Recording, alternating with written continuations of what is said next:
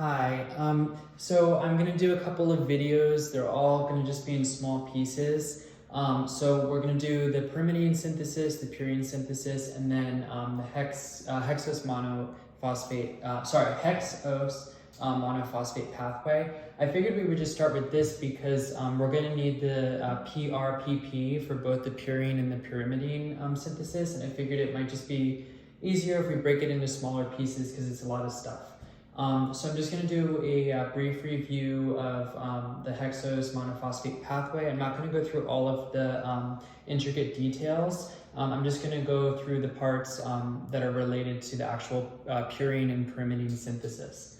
So yeah, we'll just get started here. So basically you have a cell here which has a GLUT transporter that will allow glucose to enter the cell. Once it enters the cell, depending on what type of cell it is, will depend on what type of GLUT transporter, and then it'll also depend on what enzyme will be present that will phosphorylate it.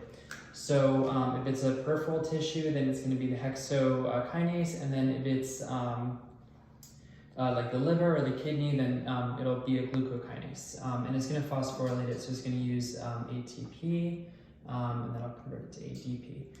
So once it becomes the glucose 6-phosphate, this is considered a branch point. So it can either do the whole glycolysis thing, or it can begin in the hexomonophosphate pathway.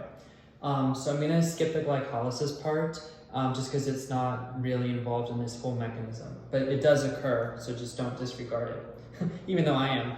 That's kind of silly, but that's fine. And then the next step is, so this glucose 6-phosphate is going to be converted, I abbreviate it as 6-PGL. And this is going to be done using a glucose 6-phosphate dehydrogenase. And this is a rate limiting step. So it's irreversible, and in this mechanism, what it's going to be doing is it's going to be creating NADPH. So it's going to create NADPH. So NAD plus is going to go into it, and then out will come the NADPH. It does have some things that can inhibit or get it going, activate it. So there's an excess amount of this NADPH that's going to be an inhibitor. It's going to prevent the reaction from moving forward. And then if there's an excess amount of NADP plus, then that's going to get the reaction going. And then additionally, insulin can upregulate it, which is just, it's different than activating it because insulin is going to just, it's going to make more of this enzyme essentially. That's the upregulation part.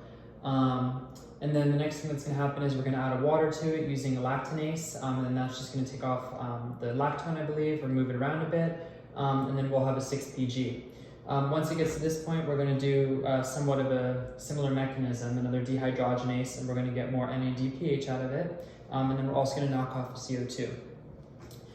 So that's how we're going to lose the carbon. So if you see here, the glucose, 6 carbon, 6 carbon, 6 carbon, 6 carbon, now it's going to be 5 carbon. So then it becomes this ribulose 5-phosphate. So HMP can, the mechanism can continue. There's epimerases, and then you have the isomerase. They can mix and mingle and do different types of things with their substrates and their products, and then that's all reversible. And additionally, you can get some substrates that will contribute to the glycolysis mechanism.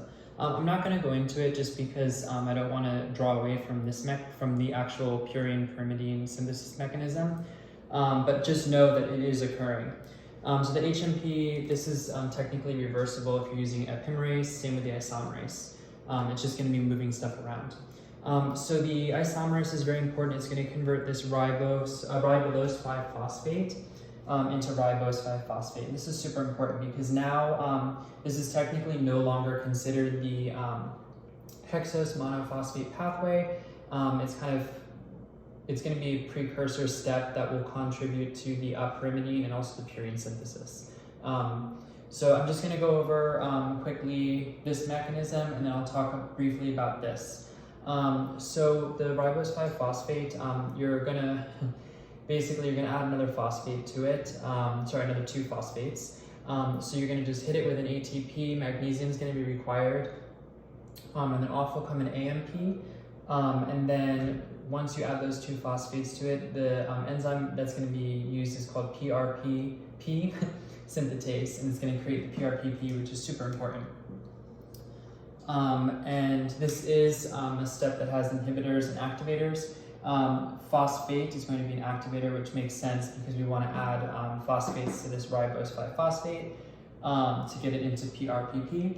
And then additionally, the inhibitors would be the purine ribonucleotides. And in the notes, it indicates that ADP is the strongest. And then briefly, I'm just going to go over this. So right here, we're talking about the purines. Those are AG, and those are the ring ones. They're double rings technically. So here's just a brief formula that will kind of talk about it. So the purine ribonucleotides. The basic composition of this is just going to be a base plus a ribose plus a phosphate. So because we're talking about purines, I just put A and G.